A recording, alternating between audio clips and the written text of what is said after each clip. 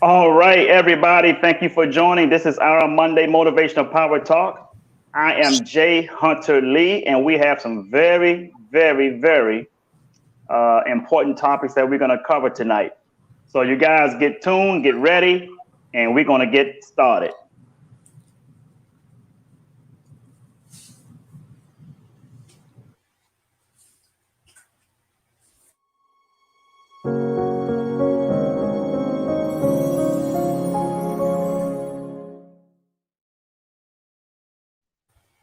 All right.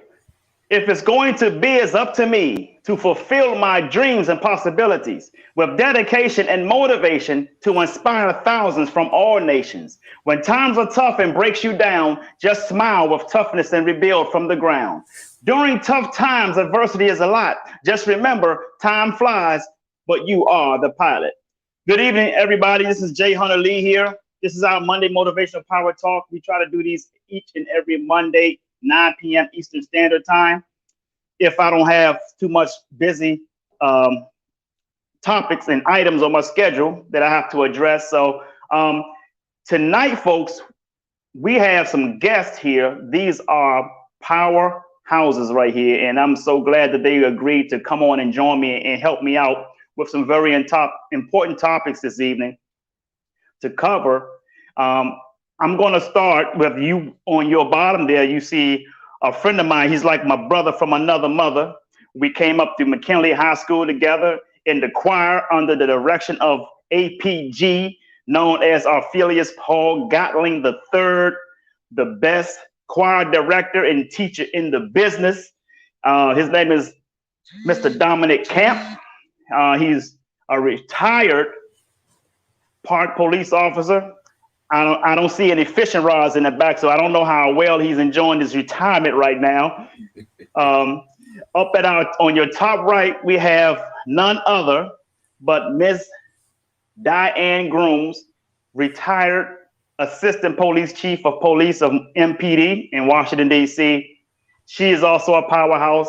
I love her to death. I've had the honor to doing some great work with her in Ward 8 when I served as an advisory neighborhood commissioner in Washington, D.C. So I'm going to start with Dominic Camp to expand more. He'll take about 5 minutes to expand more about in his introduction and tell us more about him and what he's been accomplishing. Go ahead, Mr. Camp. Well, I'd like to say good evening. First of all, thank you, Jay, for having me. Just a little bit about myself. I am born and raised here in Washington, D.C. For the last 15 years, I was a United States Park Police officer assigned out of the District 5 station in Anacostia in Washington, D.C. Part of my beat encompassed all of Southeast, Southwest D.C., Fort Washington areas as far south as Charles County, as well as the Baltimore-Washington Parkway.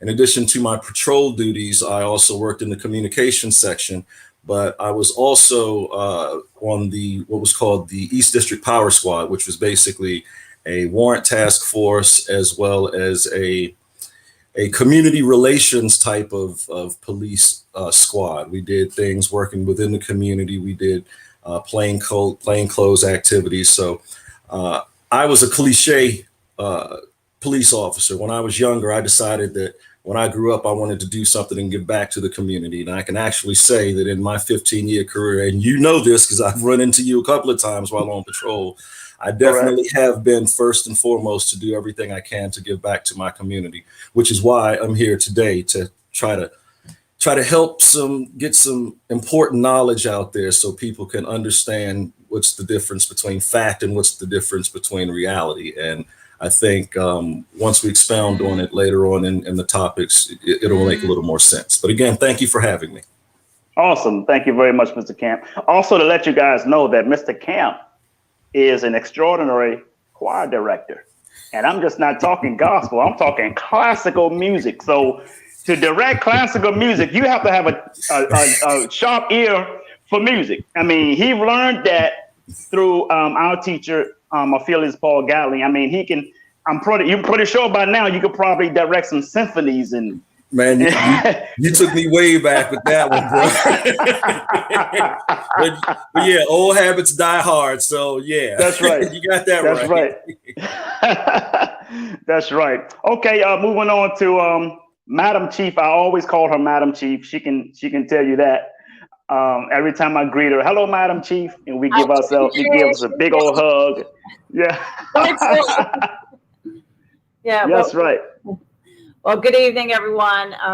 My name is Diane Groom, and I just want to say thank you, Commissioner Lee, for inviting me on your podcast. And, what I think is cool is, with social media and everything, I know you left Washington, D.C., went south, and we're still up here in D.C., but we can still connect through, the Facebook and just like this podcast and pandemic. Even though it's been a struggle, it actually helps people promote these kind of mediums. And even for policing, I still try to stay engaged with the community meetings. And since it's been virtual, there's been more participation in police meetings and community meetings because it's virtual versus the live ones we used to have when you get the same 3 residents.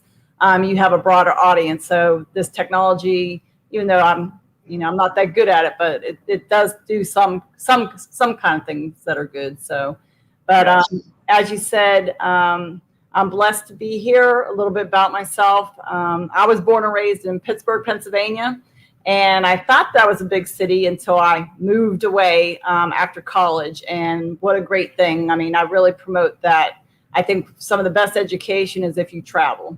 Not just inside the United States, but outside the United States. I think that's the best education you can get. But when I left, I actually graduated from college, and I was blessed to get a job right away with Fairfax County Police.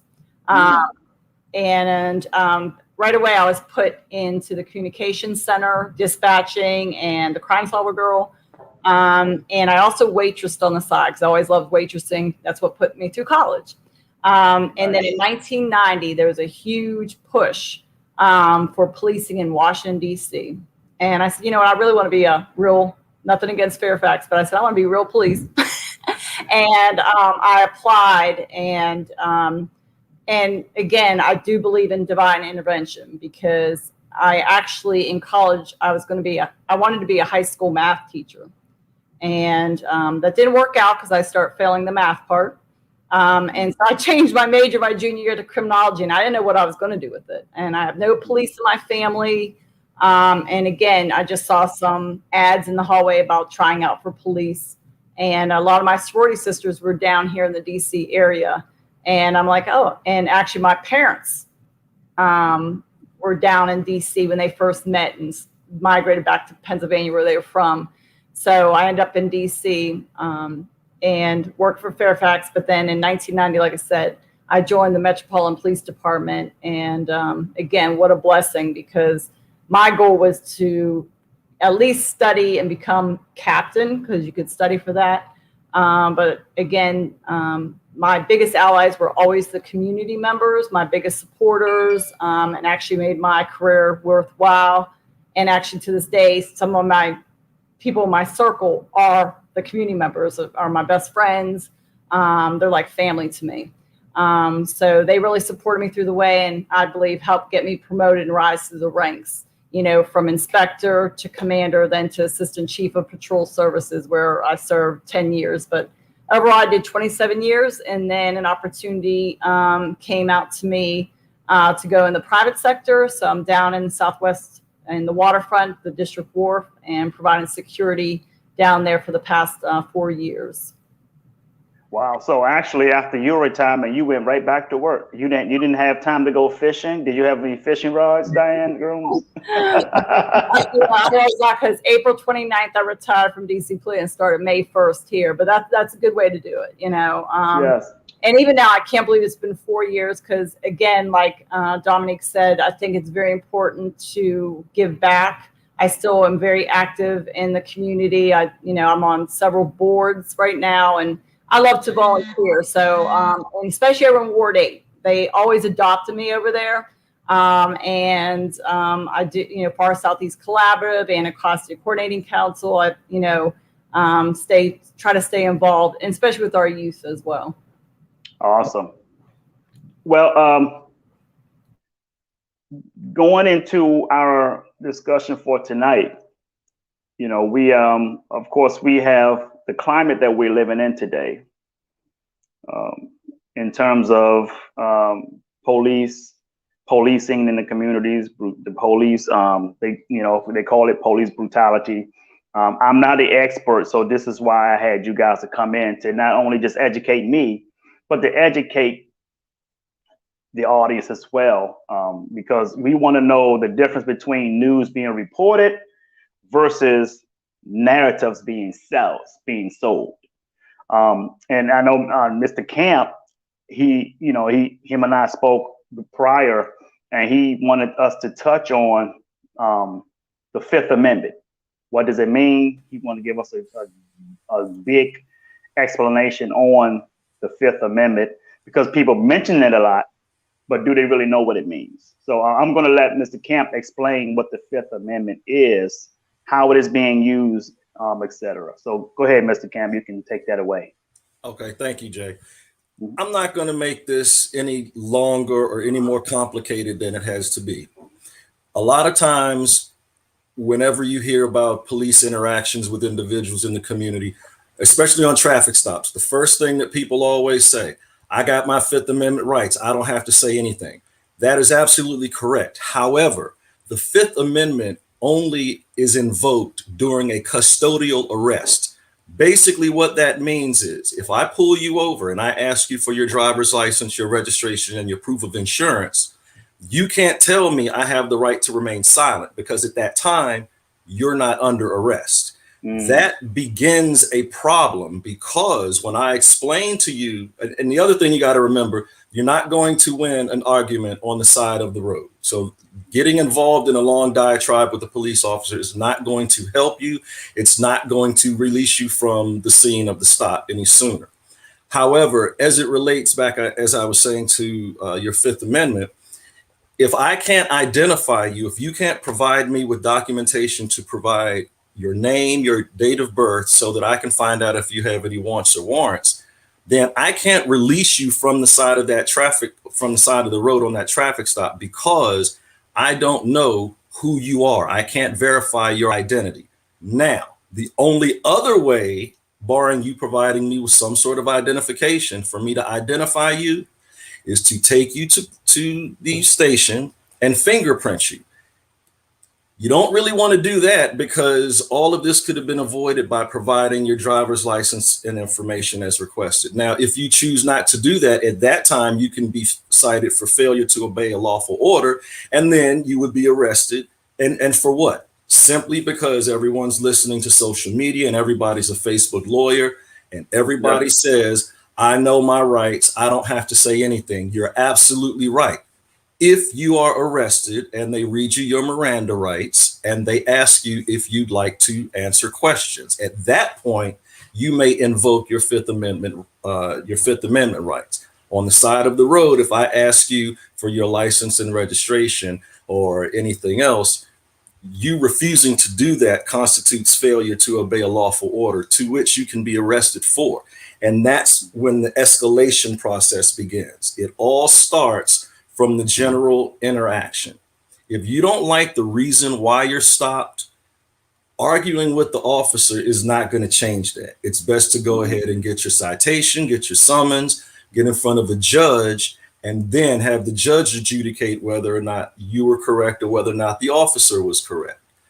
That's the in a nutshell, the Fifth Amendment. If you remember that it's only valid if you have been detained or if you're in a civil hearing and you have to respond to questions, say if you were in front of a Senate committee or something like that, yes, you can invoke your Fifth Amendment right there. However, as it relates to a traffic stop or on a foot stop, if I just come up and ask for your identification, you're supposed to give me your identification so that I can identify you. A lot of times, I won't say 100% of the time, but I will say fairly 85 to 90% of all incidents can be eliminated and alleviated simply by just providing the information requested. Now, I'm giving you the perspective of someone who has worked in your district for all 15 years of my career. I have a very good working relationship with the members that enjoy Parkland Park right up at Malcolm X and MLK. And that's just from my community policing. So I'm talking about, in my entire career, I've never had any type of incident where it has escalated to the point where we see on the news, simply because I take the time, number one, to explain things such as the Fifth Amendment. And I also tell the individual at the side of the road, I understand everything that you're saying, but it's not going to make a difference. One of the biggest things we also have to look at is policing in major metropolitan cities like DC, New York, Chicago. All of these places have larger police departments, and you have more, I don't want to say more training, but that's just the unfortunate reality. A lot of these departments have more training available, just like MPD has more training available. My agency has more training available because it's federal. A lot of these municipalities, let's use Seat Pleasant, okay, someplace in the area.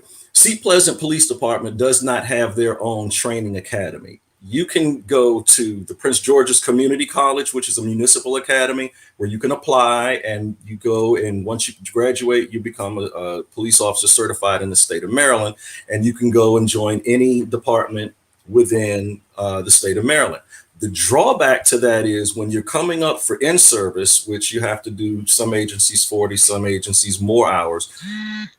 A lot of these agencies, like the small municipal agencies, don't necessarily have the training available in their department. So they would have to send it to an allied agency that may have certain spots available.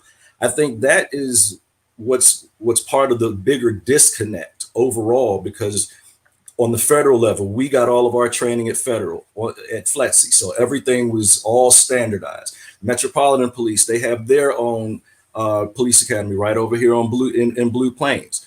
Prince George's County, they have their own police academy. Maryland State Police, they have their own. But when you start going down into the like Charles County Sheriffs and St. Mary's Sheriff, all of those agencies and the smaller municipalities, I think they would benefit if there was some sort of uniform across the board type of training so that these things wouldn't happen. I mean, in the last 30 years, Jay, since we were going to McKinley, can you think of any type of short of the Dirty Dozen, which didn't have anything to do with police brutality, but can you think of any type of shooting scandals or any type of police brutality that we were that we heard about during that entire time?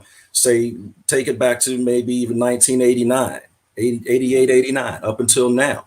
I mean, and that's because the larger departments have the training. Now, everybody is not cut out to be a police officer. That's, but again, that's another topic. So I think I'll just go ahead and defer, since I gave the best explanation I could for the Fifth Amendment. But just remember, in a nutshell, it only matters when you have been arrested. It's not for a detention on the side of the road. It's not just to say, I don't want to tell you who I am, because that can land you in jail. Got it. Ms. Grooms, is there any difference in any of that from the city standpoint versus the federal? Because Mr. Camp, did you speak from a federal standpoint, Mr. Camp, or is that applies across the board? So let me take a step back. United States Park Police is a federal law enforcement agency. Mm-hmm. We have both concurrent jurisdiction with Metropolitan Police in the District of Columbia, which means we have the same police and arrest authorities as Metropolitan Police. However, when you start talking about federal property like the National Mall, Fort DuPont Park, Kenilworth Park, Anacostia Park, all of those are federal lands. So we would have the primary jurisdiction on those lands. So I'm giving you the perspective of training from the federal level that I have received back in FLETC, but our ongoing in-service training is constituted from, yes, FLETC, as well as the same types of things that MPD is trained upon. Got it. And some of our policies and procedures are piggybacked off of MPD's procedures. Awesome. Ms. Grooms, is there anything you want to piggyback off it from that? No, I appreciate Dominic speaking, because I mean, Okay. there's no one set issue and one set solution or one answer. I mean, again, definitely different perspectives. And again, I don't think any police officer would think what happened to George Floyd was okay. Okay. It was murder. There's a lot of things that we see.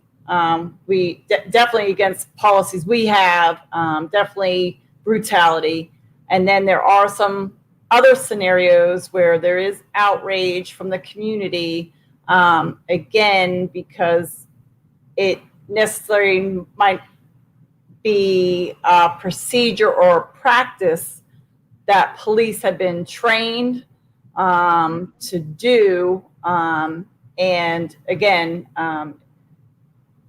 the public does not agree with it. This profession, unfortunately, we can unfortunately take a life. We put in situations where you can take a life, not only by arresting someone and putting them away in jail, but also shootings or use of force can take someone's life. And no matter what, it hurts me. I mean, right now, it kind of hurts where our profession is. I give honor to those that are wearing the badge, the uniform. They do put, majority of the officers go out there. They really do want to help someone. Just like Dominic said, he joined the police department to help others. When you hear a lot of the things about, people are just joining to kill people or, do things. I mean, recruiting and background checks, should that improve in the process? Yes, especially nowadays, with, again, the social media and what people's backgrounds are, they really need to take their time and root out if people do have an agenda or racist or prejudice and, don't want to help people, they should not go in this profession. And hopefully they can get weeded out. And, look at, the polygraph test. I think it's more about the psychological test. That's where the focus should be put. Who cares about the polygraph? And, again, that's another whole talk about recruiting and everything. But again, officers do not support brutal officers or officers that like the Dirty Dozen out there, taking money and selling drugs themselves. No one likes the dirty cop, but to me, I think training is a huge issue. And as Dominic said, I think in the nation, there's 10,000 police departments and the average size police department out there is 10. Okay, so MPD, where I came from, we were a force of almost 5,000 when I came on, and now it's 3,800.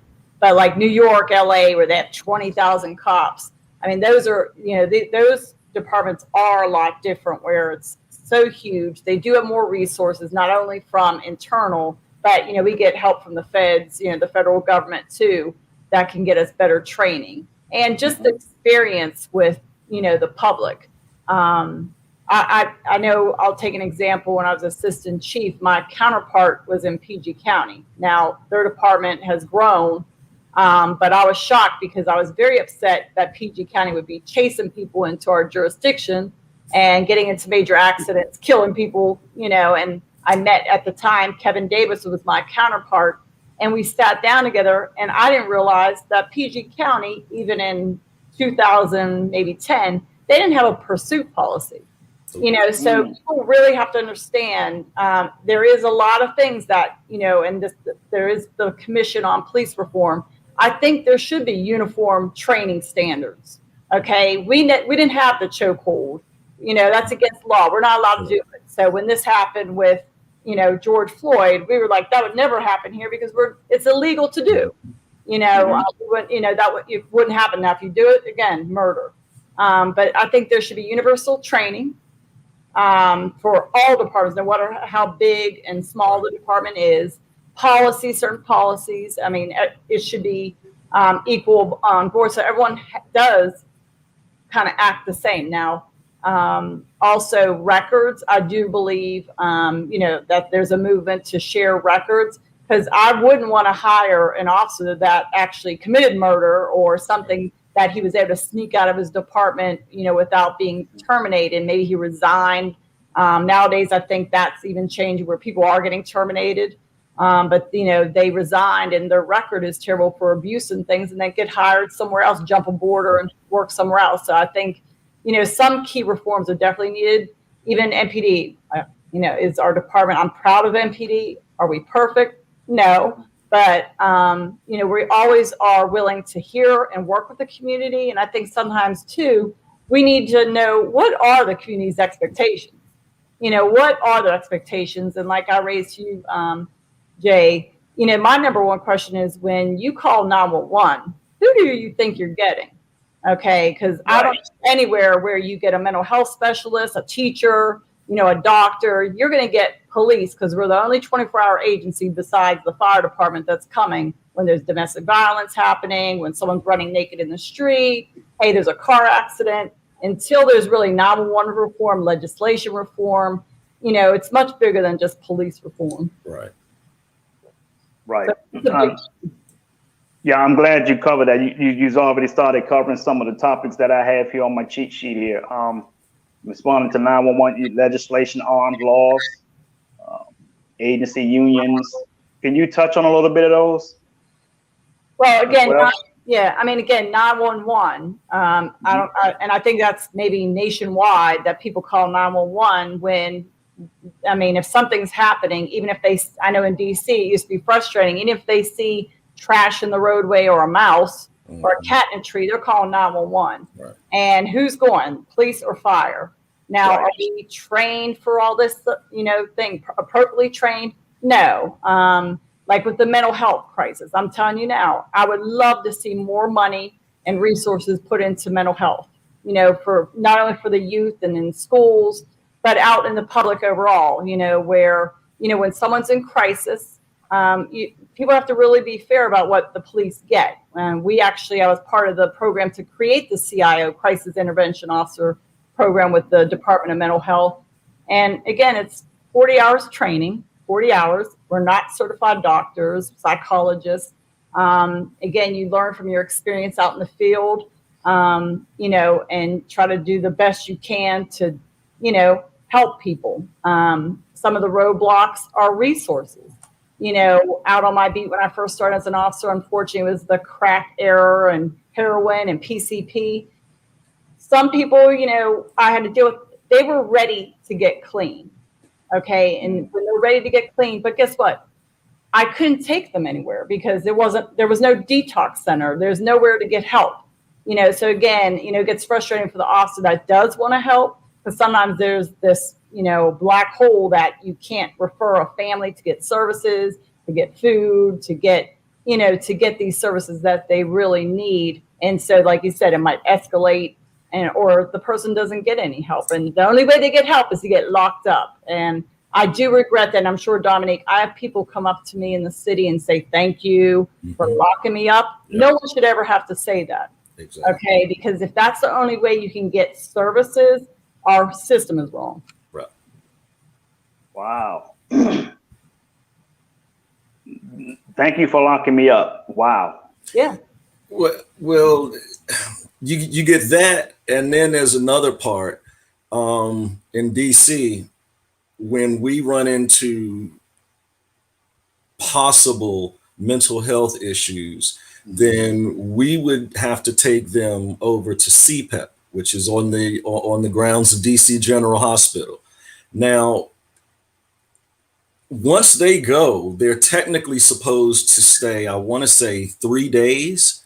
But then after the 3 days, there's nowhere for them to go. Or if you take them, and then when you go through intake, if the intake person doesn't feel that that who you brought in is deemed a medical emergency, then you have a problem.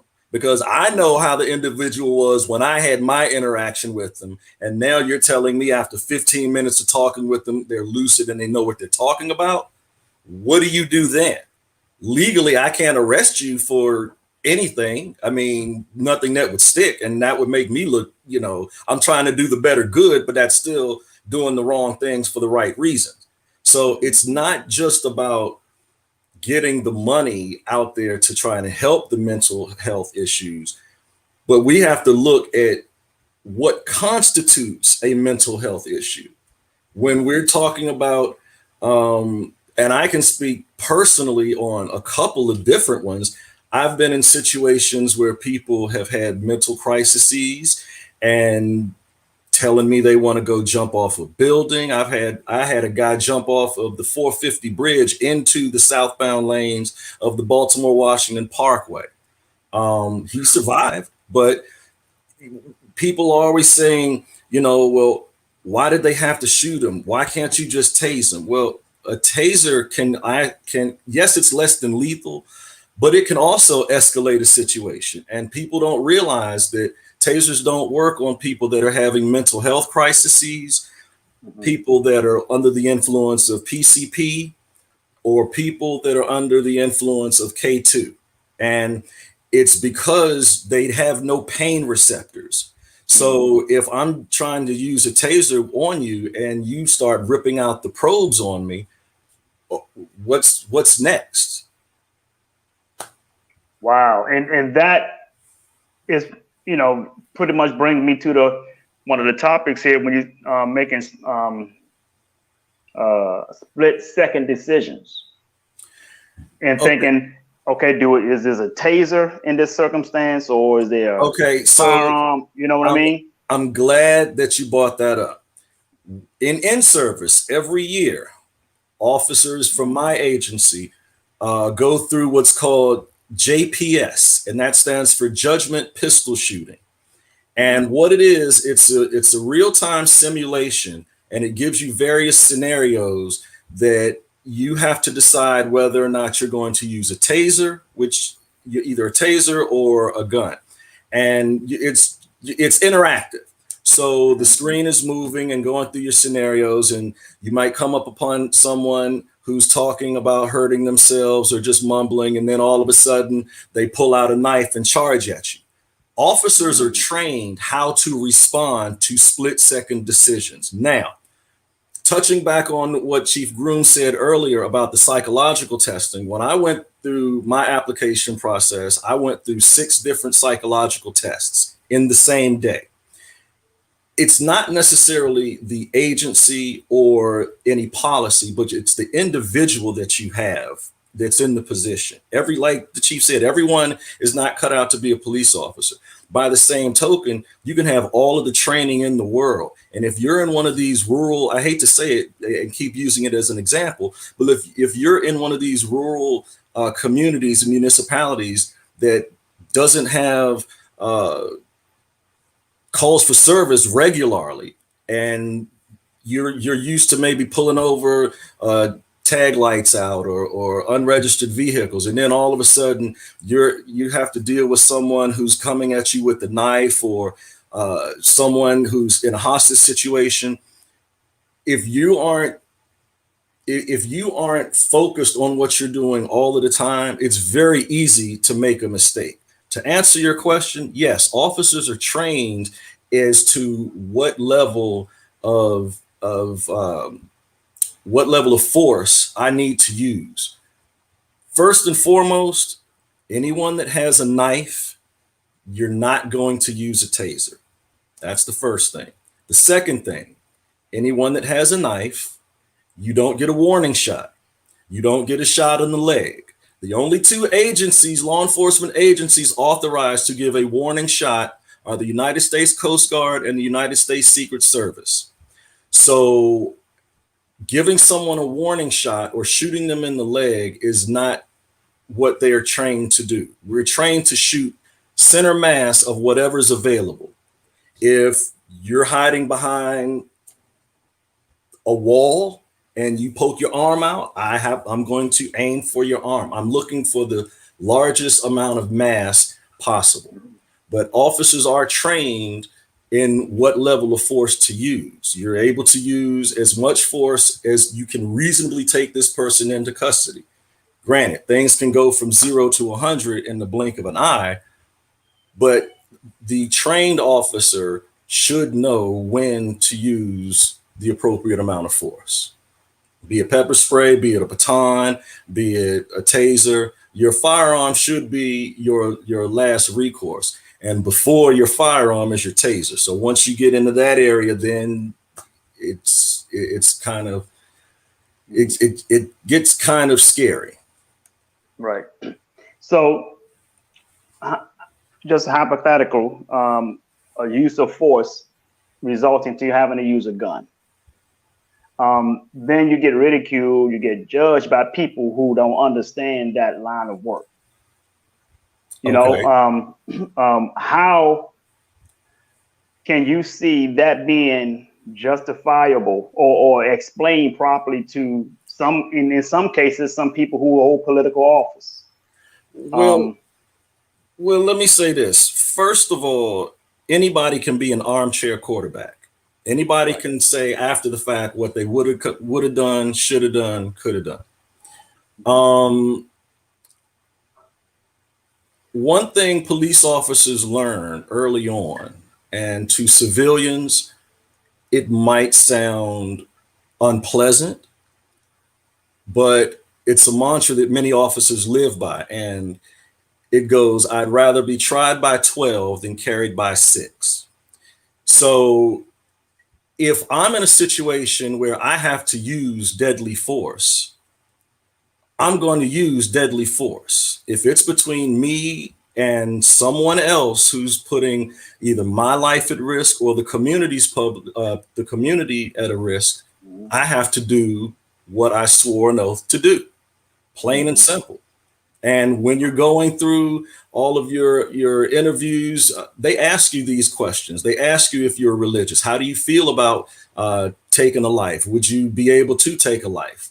So all of these things officers know when they get into the situation that they're getting into. Now, all agencies offer EAP, Employee Assistance Program, that's offered after every traumatic event, either a shooting, stabbing, car accident, fatalities. It's always there and it's free. Now, and a lot of agencies will mandate. I had a superior that made sure after each and every incident that I was involved in that I was seen by, EAP. And I didn't think it was a bad thing, because what folks don't understand is police officers have the highest rate of divorce among any other occupation. And I learned why the hard way. It's because of communication. Okay. Right.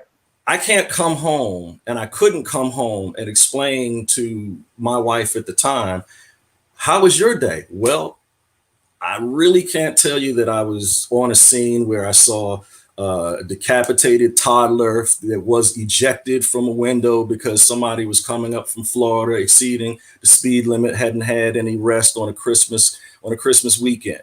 The things that we see, you just can't bring up in a family meeting and in a family gathering. You can't talk to anybody. And police officers usually will talk to the other police officers. Now, I can't speak for all officers, but I don't have any problem talking to a counselor, because if I don't talk to somebody, it's just going to eventually take over me. And my grandfather taught me a long time ago, work or worry, your stress will kill you. So, if you're in a situation, you have to be strong enough to say, hey, look, I don't care what you're going to say about me, because people are always quick to jump to conclusions based on a little snippet of video that they saw.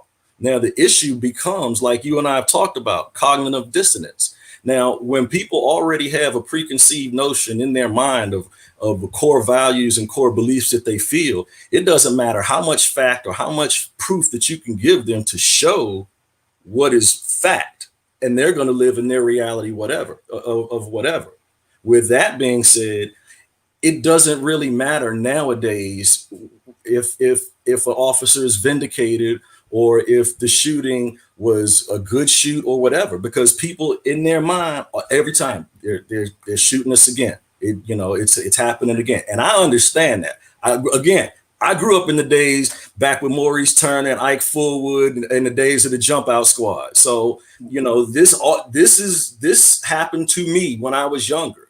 I got it then. To an extent, I understand it now. So I'm not speaking from a perspective of, I'm not telling you what I heard. I'm telling you what I know.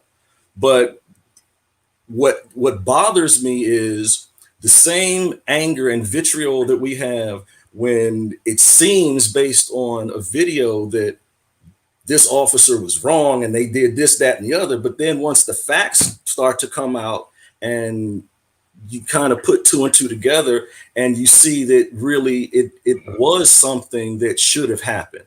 No one has a tendency to go back and say, you know what, I was wrong, or maybe I didn't look at it from that perspective. And you know why?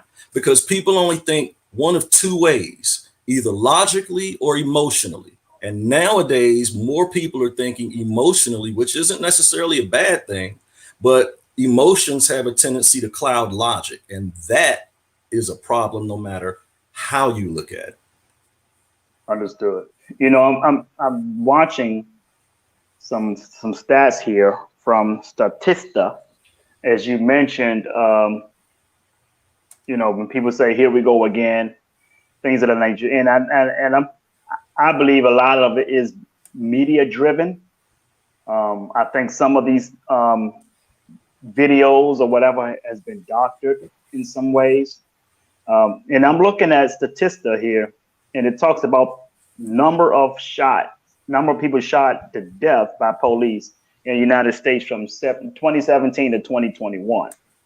And the blacks has been killed is the lowest number all the way across this board. I was trying to share it on the screen here so the audience can see that, but my laptop is not acting right for some reason. But I can tell you guys to go to Statista.com and you can pull these stats up. And it shares here that 2021, so far this year, up until the end of March, 213 people have been killed by cops.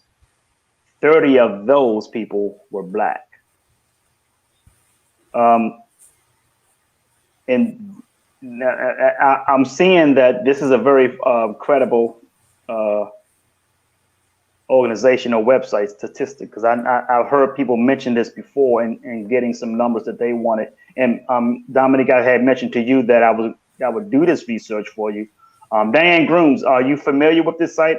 Do you foresee these just in your experience over the years in terms of these numbers, or do you believe without, you know, I don't want to just totally just blame the media for it, but do you think that more of these should be televised in terms of overall killings, or do you see this as being just black targeted in terms of media coverage?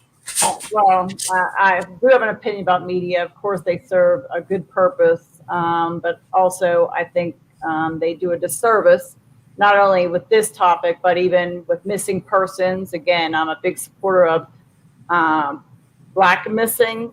You ever notice how they treat when a white female goes missing versus a black female missing? It's very evident how slanted the media is. And like you said, in this case, right now, actually, there's now 292 police fatal shootings since, to the end of April. But overall, since 2015, there have been 5,000 people killed by police. And like you said, almost 3,000 were white and 1,500 were African American and 240 mixed or unknown race, or maybe Asian, Indian. So again, the numbers do speak that, whites do get killed more often by police. But again, statistics, how do you study them? Now, if you break down population-wise, 1,500 out of 5,000, it's like 30%, but the population of African American overall is 13%. So it does, if you stay statistically, then double the amount of African American are being killed, by the police than white, because again, if you're comparing population overall with, you know, numbers, or just not just the numbers, again, statistics, even crime statistics, it's how you report them.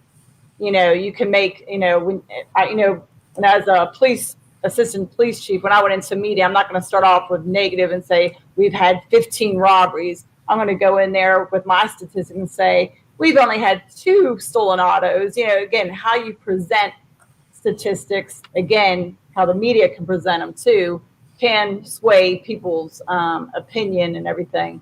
But the bigger picture, I think, too, we have to really take into account the historical nature of policing. And I think there's a lot along the way, you know, where, you know, African Americans were mistreated, you know, from day one with what police were tasked to do, you know, back in, you know, in the early eras of policing. And so historically, you know, a lot of that, you know, follows people's beliefs that police are out there to target, to hold people back, you know, enslave. So again, we have to kind of fight that historical background, you know, how policing was created and what they were doing. So that's part of it too.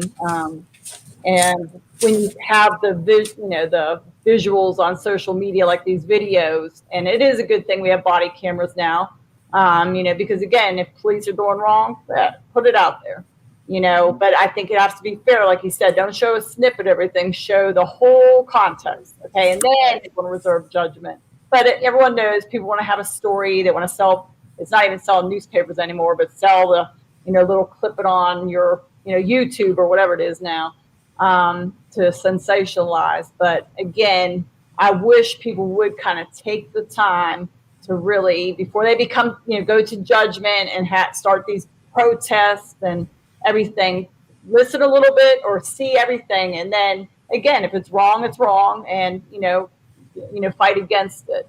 But again, the media has a purpose, and it is to inform people, but I just wish they would be a little more neutral at times too. Right. And like I said, when it has been discussed or comes out, there is never a turnaround saying, wait a minute, let's go back and talk about really what happened. And yes, policy was followed, or, to right the misinformation, which never happened. Understood. And I mean, having said that, you hear a lot of defunding, disarming police officers now. Now, overall, that's not just looking at the numbers of people killed in the African American community, but overall, white, African American, Latinos, what have you. Do you see any reason for defunding or disarming the police? To me, we need I'm a firm believer and a fan of law and order. It might sound conservative coming from me saying that, but that's, as an independent, I'm not affiliated with any political parties anymore as I was before I moved to Florida. But I've always been a fan, as you know, even as a Democrat living in DC, at ANC, I've always attended the PSA meetings. I was always involved with the community, things like that. So law and order has always been a big thing for me, and I always believed in it. So do you see a reason for any defunding or disarming at all? And without, of course, you're retired officers, so people will probably say, oh, well, they're retired officers. Of course, they're going to say, no, don't defund. But on a across the board, I'm just speaking across the board, regardless of race, of people overall have been killed by police officers. Okay, to answer that, let's go back to what I just said a minute ago about people thinking one of two ways.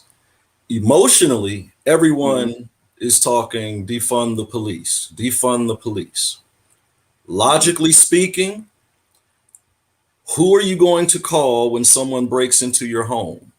Right. Who are you going to have to come and to take you to a hospital if a sexual assault has occurred?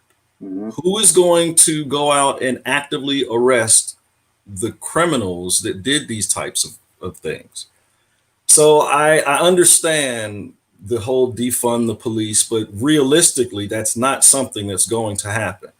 Right. Yes, they're taking a step, the Biden administration, and demilitarizing, not allowing anyone that's getting federal grants to use that money to purchase tactical equipment. Personally, I think that's an issue.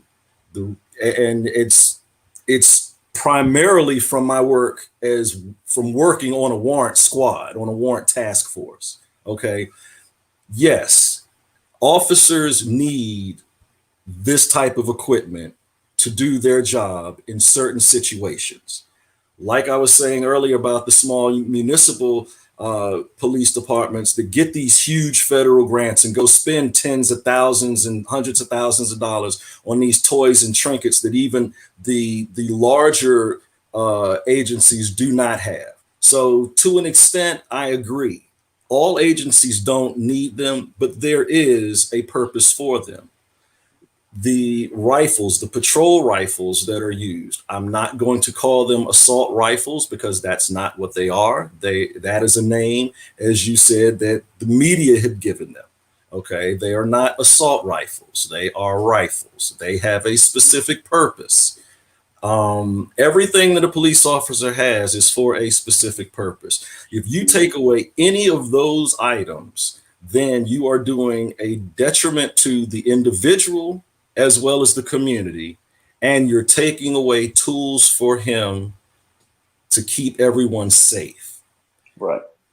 If we're talking about how let's look at it just like you said, hypothetically. How are we going to defund the police? What are we going to do? Are we going to what do you do? You're going to take away the budget for recruiting? Okay, so you're not going to hire any officers. And all of the officers that you have, the ones with years and years and years of experience, the ones that are field trainers that train these newer officers, they're going to retire and go someplace else and go ahead and get their pension from their current agency to another agency that's not following that. So you're going to get rid of all of the good officers that can teach the younger officers by defunding. And what purpose is that going to serve?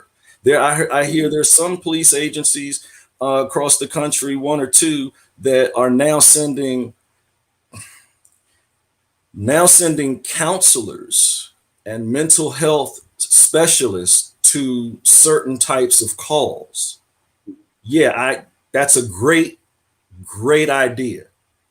The problem becomes what's going to happen when that person having a mental crisis goes off and stabs or kills that crisis worker that has no training in how to have any types of interactions with people on, any types of medication, does not have the training that they've gone through the police academy in order to learn. Then you're going to have other issues because all of the social workers are going to stand up and say, okay, well, we're not going to go in these houses if the police aren't going to be there to protect us. You see where I'm going with it? So at what point do you start and at what point do you stop? I mean, defunding the police it's not wise. I mean, without law and order, law and order keeps us separated from the animals. I mean, if we don't have anything to keep people in line, it's just going to be anarchy. If you don't have a police department, then that means somebody's going to be coming knocking up in your house, robbing you, taking all of your stuff, and then who you going to call? The police that don't have no guns that you defunded? Or you going to take matters into your own hands? And then you start shooting people talking about, oh, well, I'm standing my ground and castle doctrine. Two things that people spit out all the time, but have no idea what they really mean. When you have people that are threatening to shoot someone in their driveway for stealing their car or attempting to steal their car, that tells you that the mindset of the individual that you're talking to has no rational concept of what the castle doctrine is. I'm not going to get into it because that's not what this discussion is about, but I'm just giving you an idea of how everyone has the answers. Everyone's a Facebook professor. Everyone is a huge expert on use of force tactics, anytime we have something that's going on, that's in the media and the limelight. But I don't believe in defunding the police. I don't think it'll gain any ground. And if it does, it'll be overturned as soon as the crime levels spike. Right. Madam Chief Grooms, what is your take on that? Again, I mean, if it means directly defund the police, like totally get rid of them, that is not reality. No. I do believe, and people have to understand budgets, what other agencies do. Again, in DC, in a big city, we're lucky where we have other agencies here to, we have good relation with agencies to partner with too. Like there is the mental health, there is DDOT for traffic control and things like that. But again, these majority of cities are very small, and they might have 10 little police or officers that are volunteers, so they're definitely not trained. If you wipe them out again, the conversation needs to be what are you looking for? I mean, I do want to hear, what is this? If you don't have police, what are you trying to do? If you're saying you just have social workers, again, like Dominique said, believe me, in DC, I can tell you, I work very closely with DBH, the Department of Behavioral Health, and they have this mobile crisis response, not 24 hours, which why not? But when they have gone to things, they're demanding that we go with them. Or they're the ones calling us, because again, someone gets to a level that's violent, and then the school police. I'm telling you, in DC, I loved our SRO program. I'm sorry. To me, that was the purest form of community policing. Okay. Now, in some jurisdictions, again, because of legislation, let's look at our lawmakers. If you're having police arrest a kid for truancy or a mother for truancy, okay, you need to change the law. In DC, we were not doing that. We do not have the school to prison pipeline. That these terminologies and theories that are out there. These school officers actually know the teachers, they know the principals, they know the kids, they know the parents, they know the grandparents, they know the community. And you know how many mediations, their handcuffs are the last resource. Do they make an arrest? Well, sometimes, yes. I mean, if you're gonna go and rob somebody and beat someone and rip someone's hair out, again, how much can you mediate? And then the liabilities with that if you just release somebody. We had parents upset, why didn't you arrest, but that girl who now busted into my house after my daughter, again, it's so much bigger than just these buzzwords being sent out there in theories. I mean, the practices, the policies really need to be reviewed. The other thing is people have to know budgets, like I said. In NPD, millions of dollars, but they have to understand, I think it was 90% of the budget goes to personnel, actually on to manpower. Yeah. So that 11% goes to your vehicles, to training. So if you they're not going to cut manpower because you're going to need police to respond to the calls unless it changes. If you get rid of, what's going to happen is training is going to be demolished. That's what's going to be taken away, and that's what is needed. Exactly. Or, and cutting these core, or you're going to get rid of vehicles. We're going to have vehicles that don't work. So again, you have to really think about what you're saying. Now, here's what I say. They should fund, after school programs, have a behavioral specialist in every school, elementary school and everything. But again, I mean, help fund other agencies. But again, just cutting the police budget, they really have to understand what that means. Again, until 911 can be redirected to somewhere else. It's going to take a while. You just can't change these things overnight. It is going to be a process, and I'm willing to hear it, but I would like to hear solutions that people have and how they're going to really make that work. And realistic solutions. Yes. To add to that, like Dominic Kant just mentioned, logic versus emotional thinking. So we did have one of the audience members who came up with a question, asked Dominic what his thoughts on separate but equal institutional and policing segregation. Some people are promoting nowadays. I don't I don't believe in it, and I think that causes more problems than solutions. When you're talking about separate but equal, that takes us back to a time when we had to say separate but equal. Mm-hmm. Got it. They also mentioned, had another question about um, cops patrolling areas based on race. I don't understand that. I've never heard about that as well, but they currently asked about that. I well, yeah. I was trying to read it and Oh, you want to go back? I can go back. No, I see it because I pulled it up and I've been trying to Okay. read it and understand it. But this is, I don't know if that person, and please forgive me, I don't know if that person is in this country or not. I'm just looking at the Union Jack flag, so they may Right. be from overseas. I don't believe that takes us back to a separate time, to a totally different time when blacks are going. You want blacks to police blacks. You want whites to police whites. You want Hispanics to police Hispanics. Again, rationally, that's not.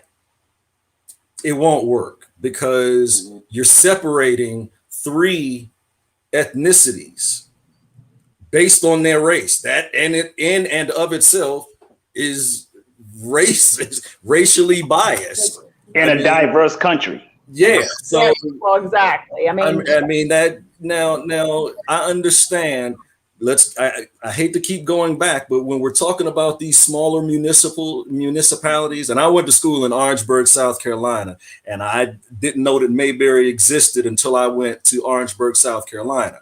So when you have a population that is primarily African American, and let's face it, short of when we were in school, when we had the public safety program where we had the DC Fire Department cadets and the Metropolitan Police cadet program in the school, I'm not aware of too many other schools that have a public safety program for kids that are actually involved in thinking about moving into law enforcement. So when you're talking about further south and even out west and all of these places where the majority of the population may be all black and all of the police officers are white, let's examine why that is. Could it be because African Americans choose not to be police officers because of how others will look at them or how they'll perceive them or whether they'll be called sellouts or whatever, what have you? Let's flip the script. What if it's an area where it's high Hispanic population, but you don't have enough African Americans to police the Hispanics? So then you have that's a convoluted issue that's a problem. I don't see that happening in any agency in any country. Right. Speaking on, and we're gonna get ready to kind of wrap this up a little bit. We've already been here an hour. We don't want to keep you guys too long. I want to revert back. This is going to be similar to the Fifth Amendment discussion that you mentioned earlier, Dominic. Okay. And Diane Groom, you can chime in on this as well. I want to, about 2018, I did a podcast and I did another one like a year ago, just talking about how to handle situations when you're pulled over by a cop or you have some encounter with police. As Diane Groom said, there are some bad ones out there that should, something should be done about them. But let's just say you've been pulled over, and I did this podcast. I talked about don't stroking the egos. They don't care about your, what you know about the Constitution and all this, things like that. Just comply, get to where you need to go to safely. And if you feel that you were harassed or wrongly picked out by police, you can always contact the internal affairs. Now, with myself, when I was an ANC commissioner in DC, I didn't contact the internal affairs. I always called Chief Grooms or I would contact Chief Lanier and say, hey, we have a little issue with this particular officer. And things have diffused and it was handled. But for those who are just regular people driving, That was my recommendation, but I'm not as I said, I'm not the expert here. That's something that I had recommended, that they contact Internal Affairs. I thought that they are the ones who police the police, I guess. So what would your and you can tell me if I was wrong for mentioning that, or you can correct me on it so I can get that corrected in the future. I'll say I will agree with pretty much everything that you said. Like I said in the beginning of this conversation, remember, you're not going to win the argument on the side of the road. So when you get pulled over, this is how a traffic stop is was with me. I pull the individual over. I go up to the car. Good afternoon, ma'am, sir. My name is Officer Camp, United States Park Police. May I see your driver's license registration, please? First thing out of their mouth, what did I do? I was trained in the academy. What I would do is say, I'll tell you as soon as you provide your information. The reason that I wait is in the event that they decide to pull off on me, I know where to go in order to follow up on my investigation. They could be driving someone else's car, so that might not be their vehicle. After I get the information from the individual, I would let them know the reason for the stop. At that time is when they would go into whatever the situation was. But most of the time, it's they want to argue me down. One thing to add to your spiel, you're not going to win the conversation on the side of the road. Right. What you want to do, and officers, I would always know whether or not the propensity for a follow-up complaint or a call to a sergeant or a call in the Internal Affairs would become. So I would always write a ticket. If I knew that the situation was going to be elevated and I wasn't going to arrest them, I would write the person a ticket. I wouldn't write them a warning. I'd write them an actual violation notice. That way I'd have documentation on the stop. Officers are trained to what's called back your tickets. So on the back of the ticket is where the officer writes down every little bit of information on the stop. The weather, the person's demeanor, what the person said to you, so that when you get to court, all of that can be brought up. So I would definitely say people need to remember, you're not going to win the argument on the side of the road with the police officer right then and there. And Fifth Amendment does not become invoked unless it's a custodial arrest. You have to provide the basic information to the officer as requested, and that is your name, your full name, including your middle name and your date of birth, so that your name can be run to find out if you have any wants or warrants. You do that 9 times out of 10, you're not going to have any issue. The issue then they become issues when people want to sit there and argue with you on the side of the road with traffic zooming by. And even if traffic isn't zooming by, it's not the talking on the side of the road is not, you're not going to talk yourself out of the ticket. Right. I mean, there were only a couple of instances where that would happen. Most of the time it was either because it was a pregnant woman and she was either on the way home to the doctor or to the hospital, and I did not want to get involved, so I would let them go. Or if they were on the way to church, and I just tell them, say a prayer for me. That's your penance, that's your warning. But if I knew that it was going to be an issue or a possible issue just from your tone coming to me, and I know how I am, I'm going to back that ticket so that when Internal Affairs comes to me, I'm going to say, oh yeah, you mean the woman that called me this, said this, and everything else. Right. So yeah, and you could call the sergeant. You don't necessarily have to call Internal Affairs, but they'll eventually get it. I mean, if it's something that is as egregious enough to get up to Internal Affairs to investigate, yes, then Internal Affairs will investigate. But most of the time it'll go to the sergeant, and if the sergeant can't handle it, then it might go to the lieutenant. But when Internal Affairs usually becomes involved if it's any sort of misconduct, not just because I didn't like the way the officer talked to me. That's not going to Internal Affairs. That'll go to the sergeant. But if it was, well, the officer propositioned me or he made me feel uncomfortable, that will go to Internal Affairs. Got it. So just tell them, they can call the station. If they really feel uncomfortable, they can request for a sergeant to come to the scene. Now, depending on where the sergeant's coming from, because there would be times where the sergeant from the Baltimore-Washington Parkway would be covering my area. So if that was the situation, they might have to come from far away.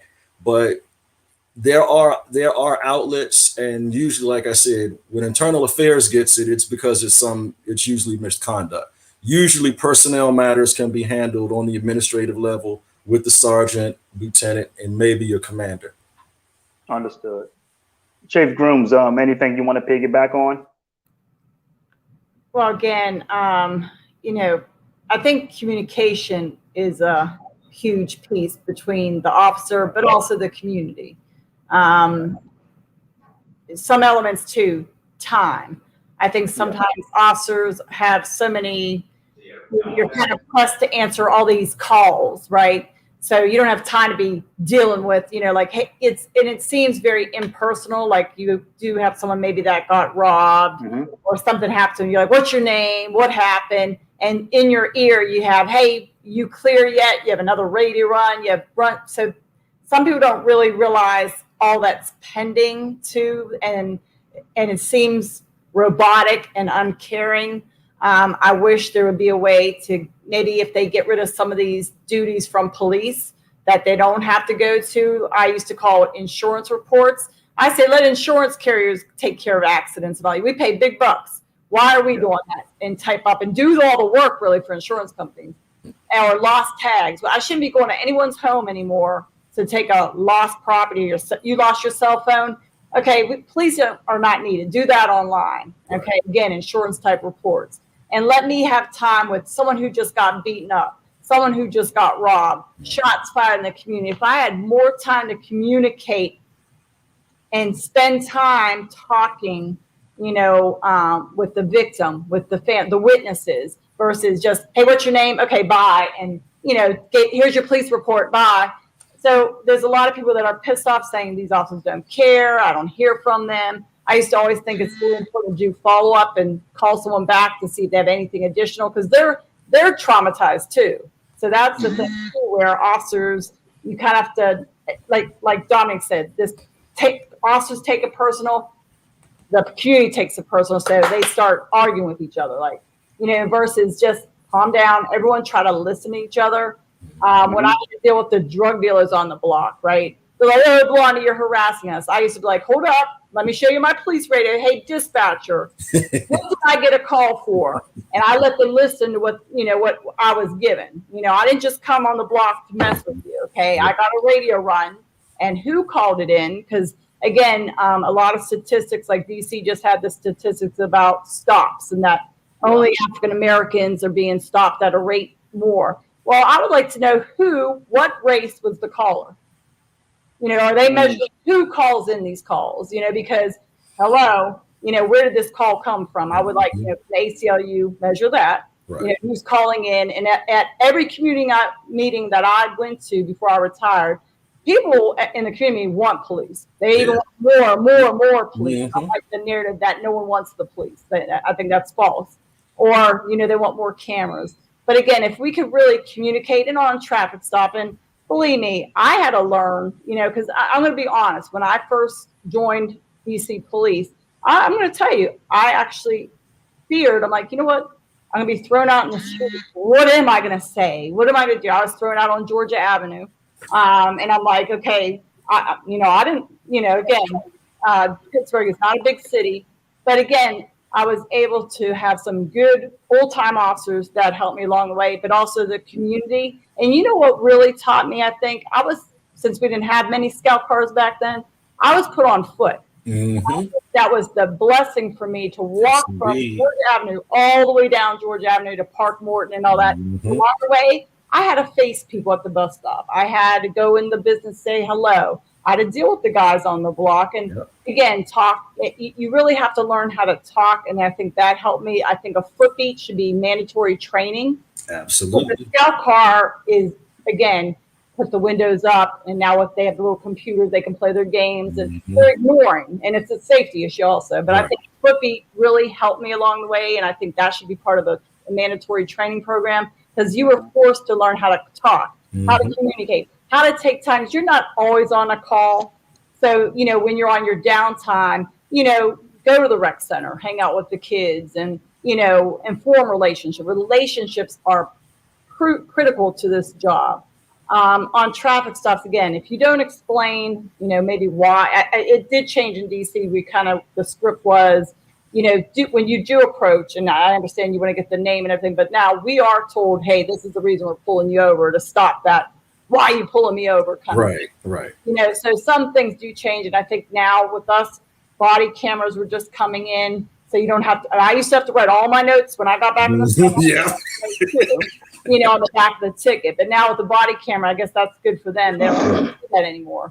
But I think education and officers are given more time, you know, to handle things. And again, in these critical shootouts and things like that, time, you know, again, I wish the community, to every community member, and started in schools, go to that simulation training. Don't you? I would really like to see how people, because again, police are human too. They have families. They come from all different kind of backgrounds, and again, not all are cut out to be police, and they need to be weeded out. But you know, everyone should be taking that kind of training, and I think everyone needs to take bus drivers, taxi cab drivers, teachers, police officers, de-escalation, verbal judo, everybody.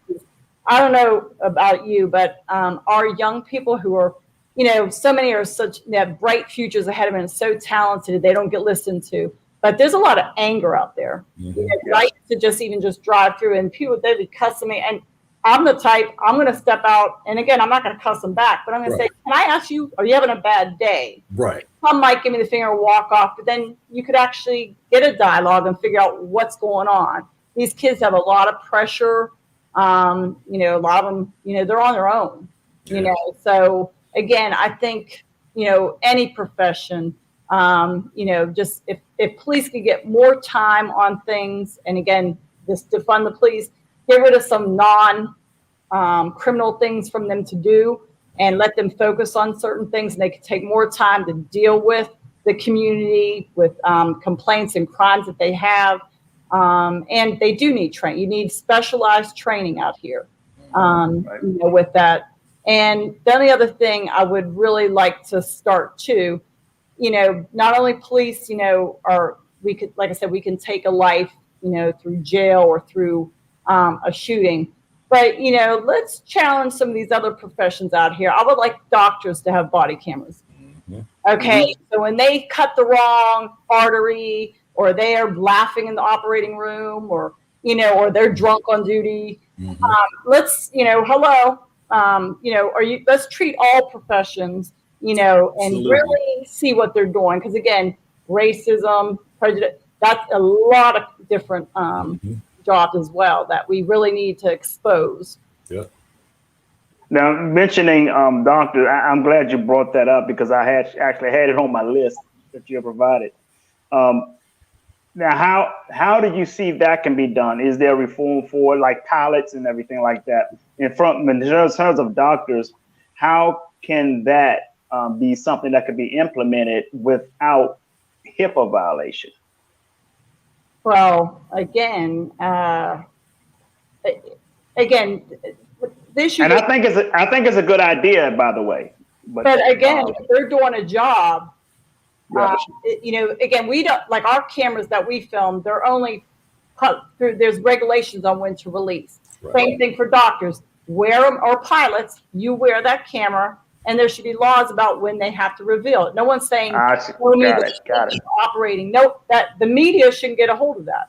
Got it. If a family finds out malfeasance or neglect was involved, then make that public, and be amazed what you would see. Absolutely. I mean, it shouldn't just be police. And again, it's not just the police. The whole justice system we can go on, you know, needs definitely a look at. But so do other professions, because again, about racism and how people, you know, are not performing at levels they should be. It all should be highlighted too. Understood. Got it. All right, that's all I have. My questions has been answered. We had a couple of questions that's been answered online as well from the audience. Is there anything you guys want to cover? Anything that you want to mention at all before we close out?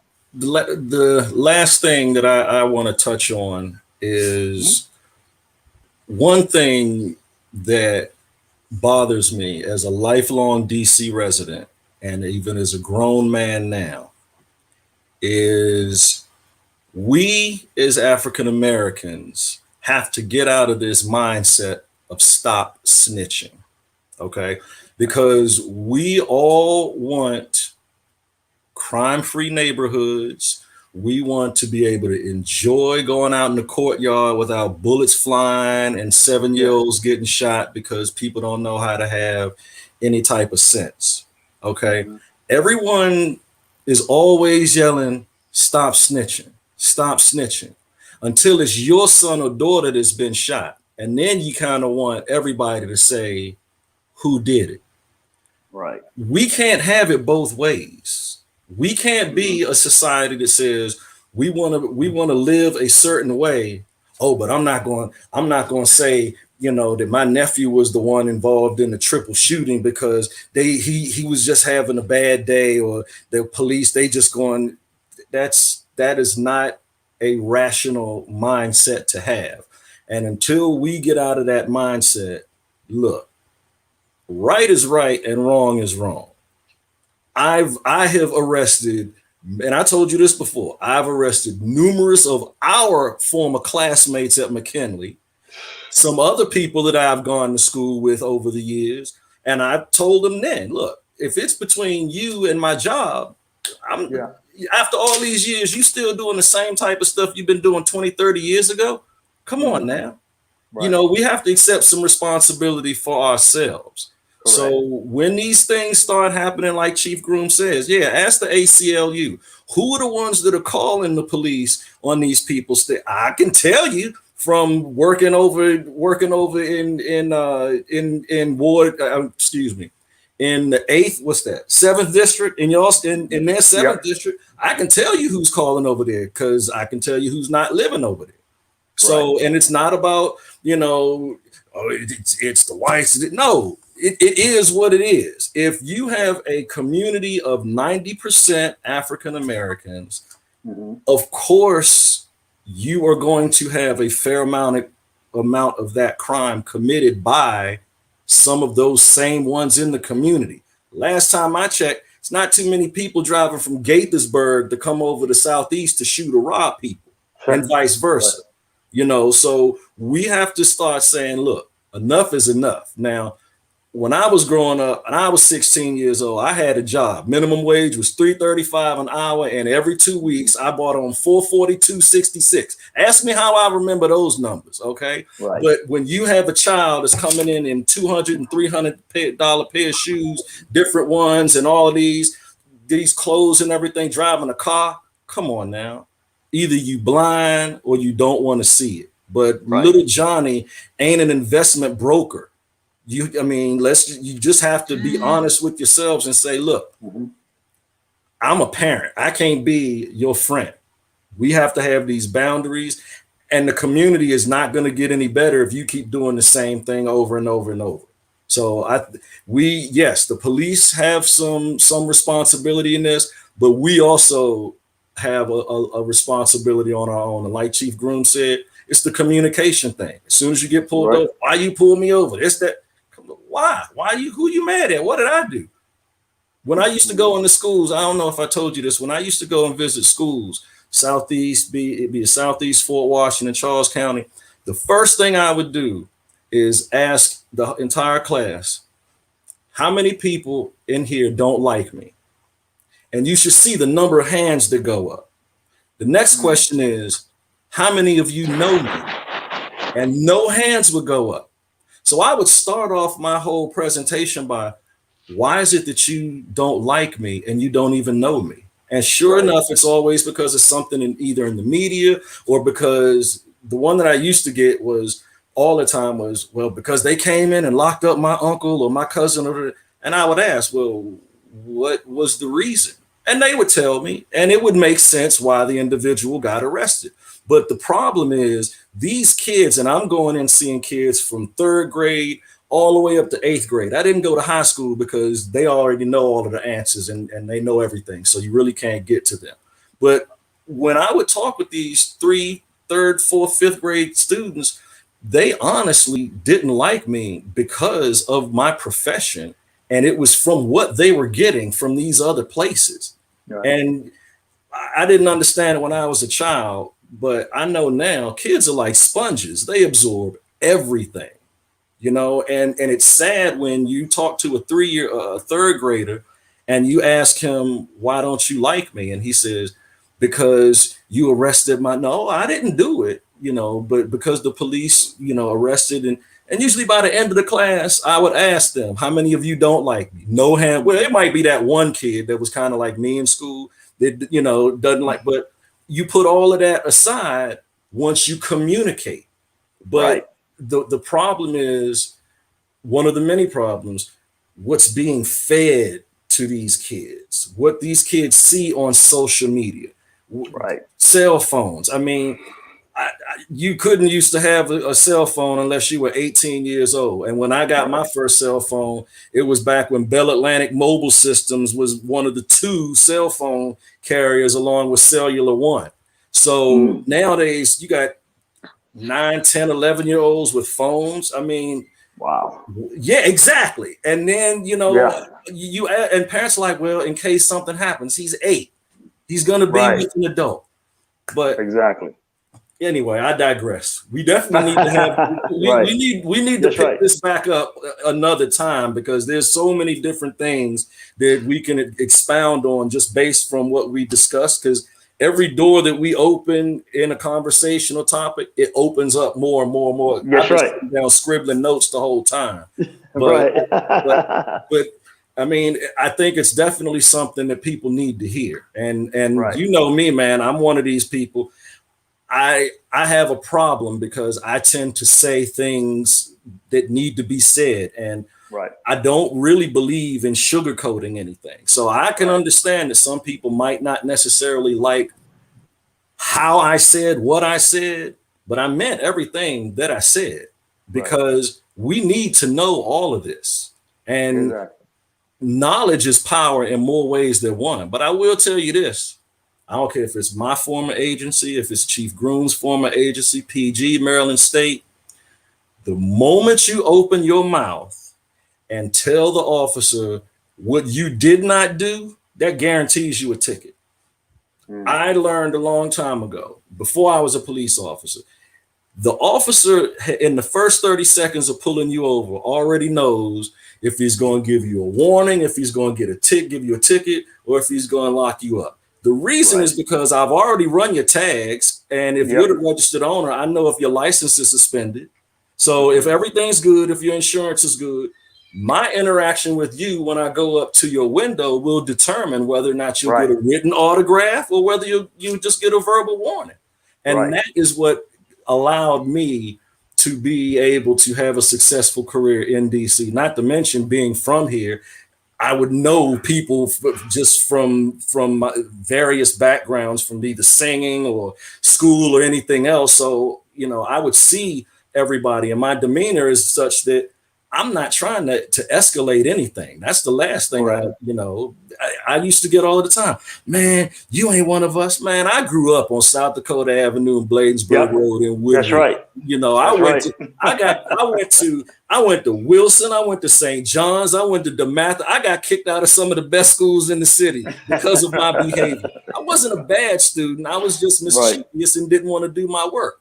So, and I that's what I tell them when I go to these schools. There's no difference between you now and me when I was that age. But the difference is I said that I'm going to do different. I'm not going to be like some of these people that forget where they came from or not going to give back. I remember the officer, the side-by-side band and the officer friendly program. And when we were talking about school resource officers, I had a flashback. You don't remember our school resource officer, Officer Wigglesworth. Wigglesworth, yeah. Officer Wigglesworth and he had a brother also. But yeah, like the chief said, we missed that, man. The first year of my career, when we came out, we had to do foot beats. So everybody, we got used to interacting with people. And like the chief said, I think it's a really good thing, because you can't be a police officer if you're not a people person. That's just this is just not the job for you, because you're gonna run into kids, you're gonna run into seniors, you're gonna run into teens, and you have to be able to adapt and communicate with all of those, the whole gamut of, you got to you have to be sitting in front of the Lincoln Memorial and deal with the tourists that come up to you and say, where's the memorial for Abraham Lincoln? And knowing he's right behind you, you just want to say, all the way down there. But, he's right there, but you have to be able to know how to talk to people. And it's not what you say, it's how you say it. Because there's ways to tell people to go have a nice day in a very educational and articulate manner, and by the time they realize what you just told them, they're feeling like a fool, but it's all how you say it. That's right. Madam Chief Grooms, I'm gonna give a shout out to my brother and sister. I know you know one of them. My brother's a current officer, Michael Lee. Oh, Michael. Yes. And my sister is Agent 1040 out of the Unified Communication Center, Vera Lee. Okay, great. So don't know if you've met her, but giving a shout out to them. They wanted me to tell you hello as well. Well, saying hello back, and that's what I want to say. I mean, really, it being police, it is it's a thankless job. I mean, they do risk their lives, for on behalf of others. Again, is everyone perfect? No, but again, these conversations are needed to be had in a rational manner. And again, policing is bigger than policing. It's the whole system that you have to look at and take little pieces from that. So, but I do appreciate, even what people wrote, it really makes you think about, okay, but I would like to hear more. I want to hear solutions to everything. Right. Awesome. Ladies and gentlemen, I want to thank you all for coming in. I really want to thank Ms. Diane Groom and Dominic Camp for coming in to help me out, talk with this dialogue. They are the people that I've always referred to for answers that I have, questions that I have as well. So listen, I want you guys to share this video, share it with your friends, your family. If this video did not help you, that's okay. Share it anyway, because there's someone on your friends list or someone that this video can help. So with that being said, I want you to do me a bigger favor, and that is to sing like no one can hear you, dance like no one can see you, love like you've never been hurt, and live like it's heaven on earth. I'm Jay Hunter Lee. This is Dominic Camp and Diane Grooms. We love you, and the world needs you. So stop that damn texting and driving. Amen. All right. Peace and blessings, folks. Have a great day.